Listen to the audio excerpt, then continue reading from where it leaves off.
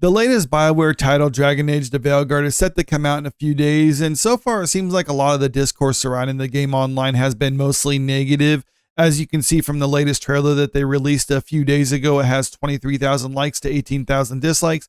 Not necessarily the worst ratio, but still that's a lot of dislikes for a game that's supposed to be coming out in a few days. And a lot of the negativity surrounding this has to deal with the fact that the game is kind of emphasizing, or at least it feels like they're emphasizing, identity politics. And a lot of people believe that they're pushing that in favor of quality content pretty much all around for the rest of the game. And now we're starting to get some early word coming out from people who got review codes for the game. This one particular being reported on by That Park Place. It says Dragon Age: The Veilguard described as piece of garbage and the Tombstone of Bioware. And the funny part about all this is just how this person actually got their review code for the game to begin with, because it just kind of lends another point into the camp that they really are emphasizing identity politics over everything else. Spanish-speaking streamer Natalia Shirinova blasted Dragon Age: The Veilguard after obtaining a review copy by allegedly informing the company she was a non-binary woman. Now, I'm not super familiar with this particular streamer, but just going by her own X account, it looks like she's probably not actually someone who identifies as non-binary. And we also don't know for certain this is why BioWare gave her the review code of it, but still, they did give her a review code of the game, and she did say that she was non-binary, so make with that what you will. In an initial post to X, as translated via Google's auto-translate function, Sirinova wrote, "Guess who got a review code from Dragon Age: The Veilguard? BioWare just sold his soul to the Devi. I just had to say I was a non-binary woman and they gave it to me. Get ready for the mega review soon or tomorrow." So this is the post. As you can see, it was translated. That's probably why some of it sounds a little funny, because just an issue with the translation.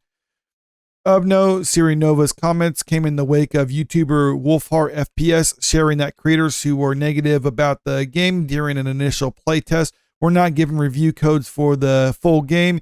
He wrote on X, "3 creators, myself included, were a bit more critical than others with our hands-on time with Dragon Age: The Veilguard. Not a single one of us will be getting a review code with time to actually give opinions before release. Just thought I would throw that out there." He does go on to say, though, there are other streamers out there who didn't get review codes that were actually positive during the initial testing. So this by itself doesn't necessarily mean that they're trying to avoid giving copies to people that they think are going to be negative, because we're also not giving copies to people that they think is going to be positive. Because let's just face it, they're not going to give review codes to literally every streamer out there who requests one. They have to pick and choose, and apparently for Natalia Sirinova, they decided to give her one, and she believes it's because she identified as non-binary. All these other people, including the ones who were giving it more positive attention during the initial playtest, didn't identify as being part of the Alphabet Mafia, so maybe that's why she got her copy and these other people didn't, even if they were going to be more positive towards it. Sirinova then shared her review of the game after 3.5 hours of play. She wrote, "Terrible graphics, boring and monotonous combat. They want to copy God of War, but in a bad way." She continued, "The game does not run at a consistent 30 FPS. It drops and the screen freezes when there are many NPCs. Many of the dialogues are noticeably made with AI." She went on to criticize the game for being very linear and giving you some options that really don't amount to anything, so it gives you a false sense of free will. Then she said it has a focus on trans and LGBTQ issues with the inclusive language and Spanish subtitles. Next, she wrote, "The characters move very robotic. They lack animations. The script doesn't make sense. Neither do the quests. From one place to another, killing bugs. Too much focus on homosexuality, lesbians, drags, race swaps everywhere." So a lot of the stuff that people are pretty much getting the impression of from the early stuff that we did get from this. And I think that's probably why they literally had a toggle switch where, do you want to have top surgery scars? Yes or no? It wasn't so much as like you just had the option for having scars in your character, and that was one of them. No, they wanted to specify that these are top surgery scars in case you want to be a trans character. She then summarized, "It's an effing piece of garbage of an RPG. Stay away from this game. Don't even buy it on sale. It's a pile of putrefaction created by people who have no effing idea about video games. Uninstalled already. F your mother." She then made a follow-up by saying, she then concluded all this by making a follow-up that said, "This game will be the Tombstone of BioWare. before she made the last post that said, if they don't fix all the bugs before launch, coupled with the political agenda, this game will be crap.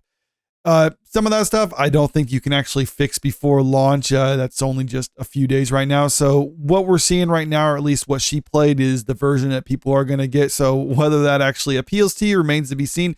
This is obviously just her word for it. We don't have other people because there's been a review embargo until today. So we'll have to wait and see until other reviews come out from other people who played it and see what they had to say about it. But keep in mind, she got this copy of it because, well, I'm not saying because specifically, but she did say that she was non-binary and they gave her a copy. So maybe this early word that we're going to get coming out from this suggests that they're only going to have a bit more favorable reactions to it because they're only going to try to give review codes to people that they think are going to give it more of a positive word. So I guess we have to wait until the game actually comes out before we can determine whether her criticisms are valid or not. But one thing to take into consideration, though, is because the whole leaning onto identity politics things, maybe she's just kind of embellishing it a bit, or maybe she's just a bit more overly sensitive about it, or she's seen something that's not there. But you got to keep in mind, this is the person who was also like working on the game. This is just a screen grab from her Twitter account or from his Twitter account. Trans woman, she, her, game director of Dragon Age, queerosexual, gender mancer, opinions are my own, trans rights, Black Lives Matter. So you get the idea. This is the person who is responsible for making this Dragon Age game. So when you get someone playing the game and saying like, yeah, they're really emphasizing this type of agenda stuff, well, I think it stands to reason that actually is the case for this. But the question is whether that's actually going to hurt the sales of the game or not, because we did see the reception on YouTube has not been that positive. But when you start looking at other metrics right here, like this Steam chart for trending games right now, I got this pulled up for as of the time of the recording. You can see Dragon Age: The Veilguard is number 21 on here. It says it's number 25 and wishlisted and number 13 in top sellers right now. So for a major AAA game like this from a big studio like Bioware, and they're only 21 on trending just a few days before the release of the game, I don't think that's a real good sign for it. Only 13 in top sellers. This should at least be in the top 10, and when it's only a few days out from sale. So it's looking like the sales for this are probably going to be pretty low, and I think a lot of that has to do with the discourse that has been surrounding this game up to this point, because a lot of people we've seen the last couple of years are just tired with this identity politics being shoehorned into games. And while some games have been successful with that, or at least have been successful despite that, like Spider-Man, for instance, had some of this stuff shoehorned into it to a lot of criticism, but that was also a Spider-Man game. A Spider-Man game's always going to sell well because it's one of the biggest IPs in the world. Dragon Age, on the other hand, doesn't necessarily carry as much favor with general audiences. So I think if a lot of people are feeling if there's that stuff shoehorned into it, then maybe they're not interested in playing it. And a lot of people will point out like, well, that stuff doesn't necessarily bother him. But going back to the article, some of the things that she was talking about, how like there's bad design to it, glitchy characters, the dialogue is pretty terrible, the false sense of choice, like all those other things that are more objective issues with it. A lot of people will say, well, that's doesn't have anything to do with identity politics. That's just, I don't know, poor game making. And I will agree with that with 100% certainty. The issue, and it's something I've said before when it comes to identity politics, is when studios will put this stuff in their games and make it overt like this, it just goes to show that's where their priorities lie. They prioritize pushing this type of agenda over everything else.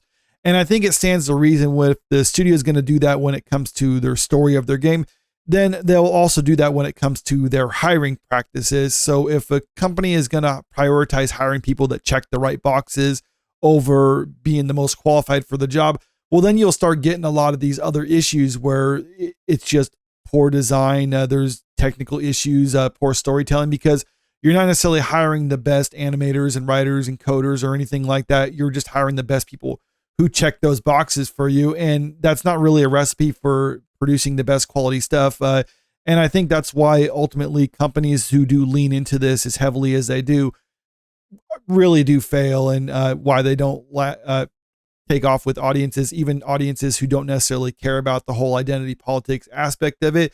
they tend to not like the stuff that these companies are producing because they're just not good, for lack of a better term. But let me know what you think about all this in the comment section below. Do you think a lot of this is overblown? This person's being overly sensitive and the game's actually going to be good?